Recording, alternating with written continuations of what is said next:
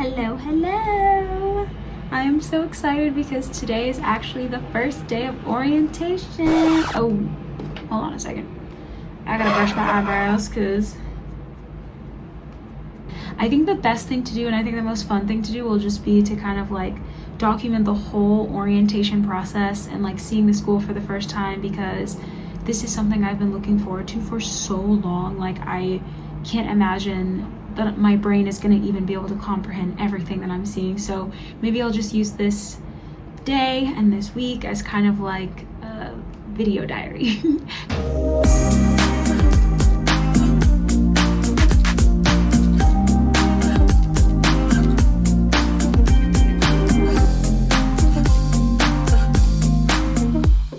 Of course, I am running late per usual.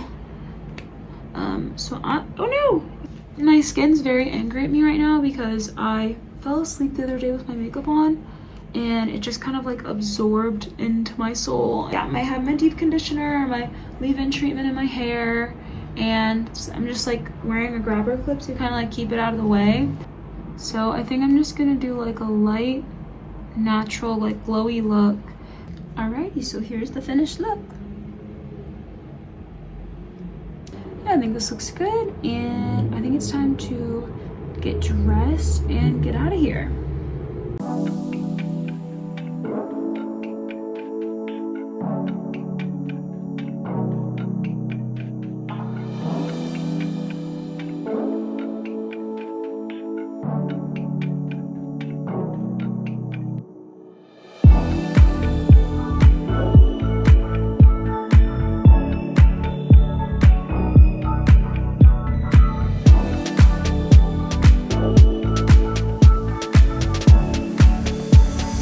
So I am here in front of the library for the very first time. It is so beautiful in person.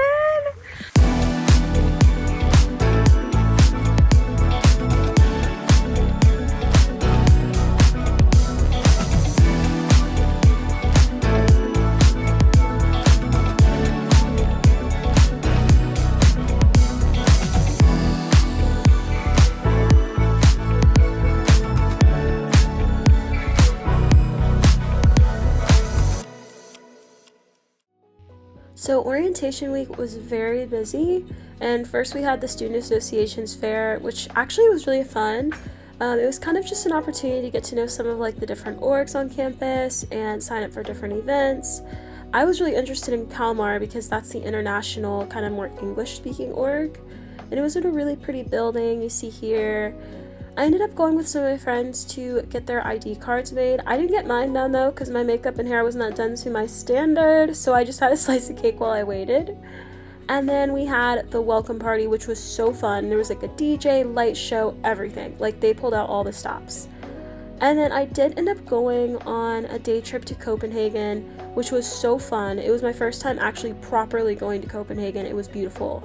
I had my first smorgasbord and was just able to see some of the city, and my friend took me on like a really lovely walking tour, and I was like, okay, Copenhagen is kind of that girl. Copenhagen is that girl for real. So it was just really fun. I loved it. It was beautiful. The weather was perfect, and I just had a blast kind of getting out of town and taking a little mini break from orientation activities. And then after that, I went to pub night at Kalmar Nation, like I was telling you before, with my friends, and I had a delicious dinner. It was amazing. It was my first time having this since I moved here.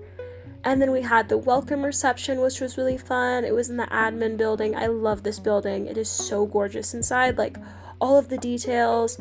I kind of felt like I was in like Beauty and the Beast's library or something. It was really cool. And there everyone is out on the courtyard, just having a mix and mingle. Super cool. I had a lot of fun. I actually ran into a bunch of people that I already knew through the student app. And then it was the day that I needed to sign up for my nation. I decided to go with Kalmar, which was so fun because it was just like I knew I wanted to do it before I got there. So signing up in person was kind of fun. It was kind of just like a full circle moment. Super welcoming and fun. And then I went with one of my friends to this gorgeous lake. Oh my gosh. I decided to just take like another kind of break from the orientation activities and maybe see some like pretty nature and go for a swim. It was freezing, but I still powered through it because literally look at this view, how gorgeous that is. And then we had our program orientation day, which is like, I feel like one of the most important days because it's your opportunity to meet your cohort, to really get deeper into campus. It's also the day that they explain kind of like all of the nuances of your specific program. There I am with my Lund bag. I was so excited. And we had our little meeting, our welcome meeting. And yeah, it was informative and exciting, and also I feel like a really important day in the program because it makes things kind of feel real. And they walked us over to this other building, which is our real building, the social sciences building. I know, she's gorgeous. She's gorgeous. And we had a little lunch, which was fun. It was just a nice little vegan meal, met some new people, and decided to head home for the day after that because I needed to go get May. And then I had my actual first day of class, which was so cool. It was, oh my gosh, I just remembered I ended up having to take an Uber because I wanted to make sure that I was on time. But, you know, your girl's gonna figure out the train thing eventually. But yeah, I was walking up to my building, getting ready for my first day. This day we didn't actually like have a real lecture. It was kind of just like a program specific day where I got to walk through the building and see where my classes are going to be sometimes. And we did a getting to know you activity where we did kind of like a paper mache thing. Mine was haunting. Mine was scary. I don't know why I did that. But the whole group got together afterwards. We went to this really cool ramen place, which was like, I think one of the most bonding activities of everything. And also the food was bussin'. Like, look at that. So cute. And I spent a little more time on campus with my friends the next day after class. We ended up going to this dumpling place because the nation lunch that we wanted to go to was full and they were out of food. But we ended up having like a really fun picnic in the park and like chatting and getting to know each other, which I thought was so cute. It was so movie-like. It just reminded me of like why I wanted to go there in the first place. Hello. So I just got out of the shower and I figured why not film a little like day in the life, kind of like what I do on the days that I have school and I have lecture. I would say that this week so far has been amazing. I am so incredibly humbled to be a part of the cohort that I'm a part of. I mean, we have people from all different disciplines. This institution practices the non-hierarchical structure of teaching. So it's not like, oh, I'm the professor and you're the student, I know better than you, da-da-da. It's like we're just a bunch of curious minds kind of having like a give and take of information. And it is so healthy and uplifting and fun. So far, so good. Like, May has been a little rowdy in the mornings in terms of letting me sleep in terms of letting me get my bearings. I think she still is, you know, used to being kind of the center of my life. So, which she always will be. She's my baby. But, you know, letting me sleep in just a little bit and instead of kind of like jumping and stomping on my head as soon as the sun rises.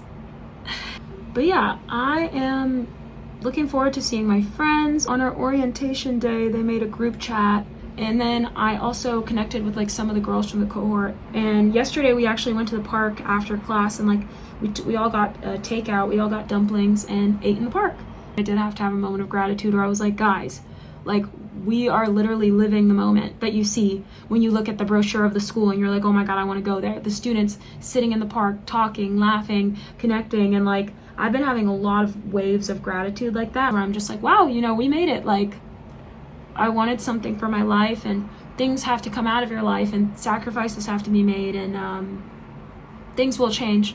Like if you want to achieve something that, you know, has absolutely nothing to do with what you're presently doing with your life, things will have to change. But I think ultimately in the end, when you have that moment where it's like that aha light bulb moment of like, I made the right choice, I'm safe, I'm happy, breathe. It is like an indescribable feeling that I think people should probably try to visualize a little bit more when they're thinking, if they're wondering if they have the courage to try to do something. Just know that feeling is the exact opposite of what you feel when you don't do what you want to do. The continuous regret and the downward spiral of overthinking and convincing yourself it's not your time and you're undeserving and all those things that come along with not doing what you love.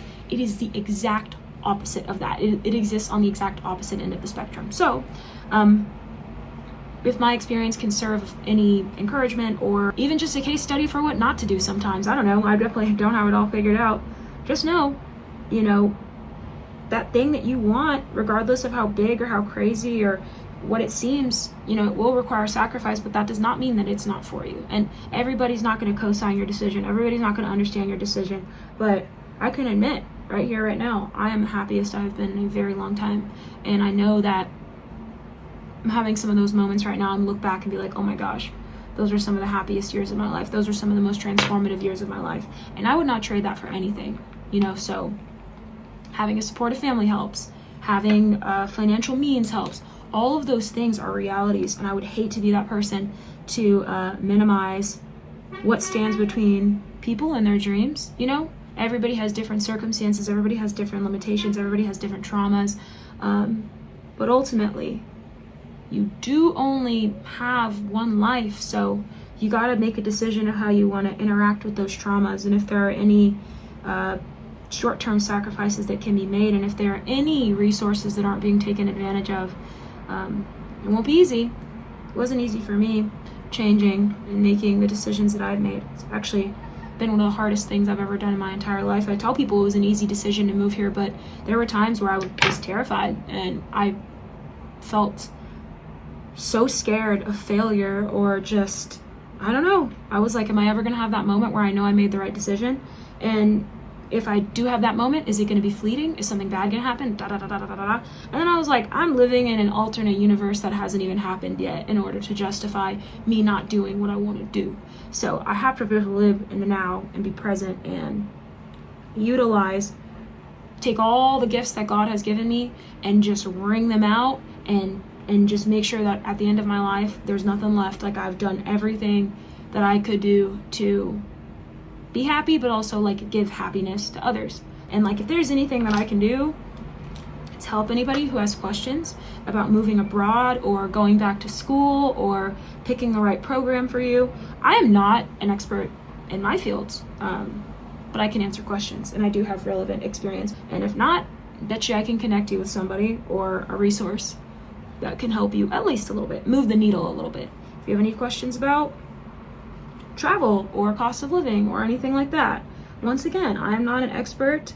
I'm still getting my bearings here, but I'm never going to gatekeep you. So if you have anything, or if you just want to leave some comments about things that you potentially want to do with your life and just stream of consciousness, you know, just share.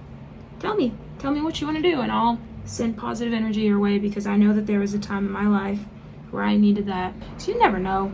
Sometimes it seems like things are impossible. It's just not your time yet. What I'm doing right now, it was my dream when I was 21. You know, I was 21 years old thinking, oh my gosh, I just graduated early. The world is my oyster, da da da. There were so many different factors that deterred me from doing this. I think there is a right time and place for everything. And so, never know. Might feel like it's a no, but it's actually a not yet. Or it might actually be a no, and it might be redirecting you towards something that's better for you. So I just encourage you to think about it that way, as hard as it is.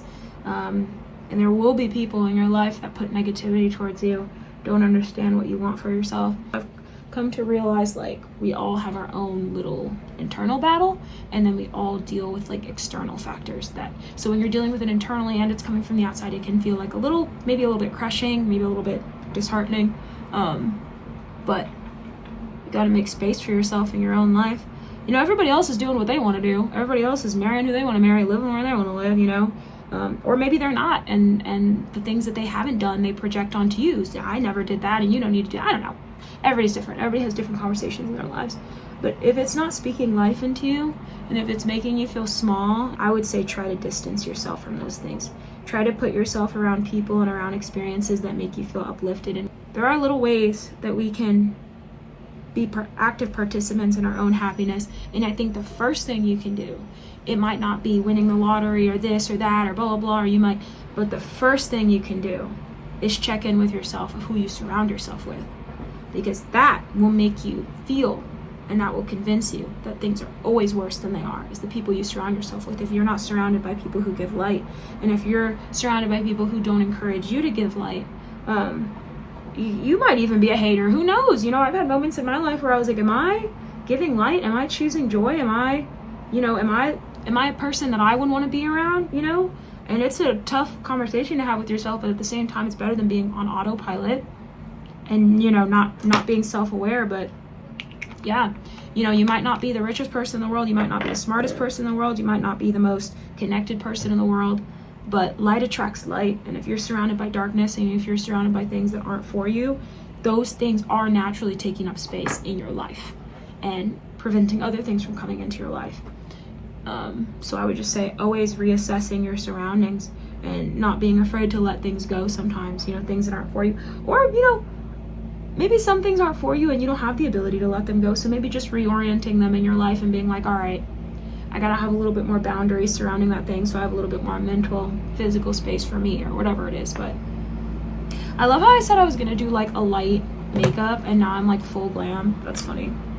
Yeah, show you guys the finished makeup look. Gonna change, gotta hurry, gotta put May up, and then we're gonna get the day started. So excited to take you with me today.